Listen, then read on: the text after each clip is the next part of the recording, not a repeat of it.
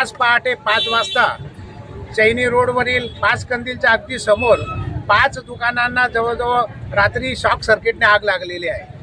5ही दुकाने मिळून या दुकानदारांचं 10 ते 15 लाखाचं अंदाजे नुकसान झालेलं आहे. यामध्ये जे के राणा, राजकुमार कचरूलालजी अग्रवाल, संतोष कचरूलालजी अग्रवाल, विलास लवांदे आणि मोदी भंडार हे 10-15 लाखाचं नुकसान आम्ही जे म्हणतोय अजून पूर्णपणे हिशोब झालेला नाहीये. त्यानंतर पूर्ण आकडा बाहेर येणार आहे. हे तात्पुरता मी तुम्हाला सांगितलेलं आहे.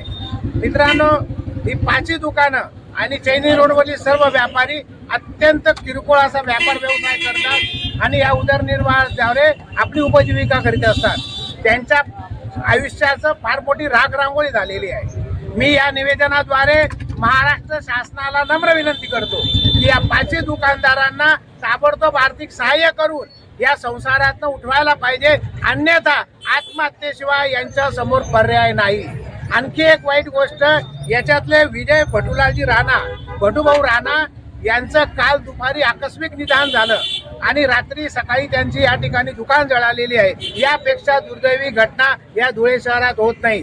चैनी रोडवरील व्यापारी संकुलाला आग लागण्याचे प्रकार मागील 4-5 वर्षापासून सातत्याने चालू आहे. धुळे महानगरपालिकेला विनंती आहे, या संकुलामध्ये काम करणारे व्यापारी, उदरनिर्वाह करणारे व्यापारी अत्यंत तुटपुंजा उत्पन्नावरती आपलं या ठिकाणी अर्थसहाय्य करीत असतात आणि याच्यामध्ये धुळे महानगरपालिकेने मोठमोठ्या रकमांच्या नोटिसा सुद्धा यांना या ठिकाणी दिलेल्या आहेत. मी या व्यापाऱ्यांद्वारे धुळे महानगरपालिकेला आणि महाराष्ट्र शासनाला विनंती करतो की या व्यापाऱ्यांची उपजीविका करता महानगरपालिकेने घेतलेल्या त्या नोटिसा त्वरित मागे घ्याव्यात.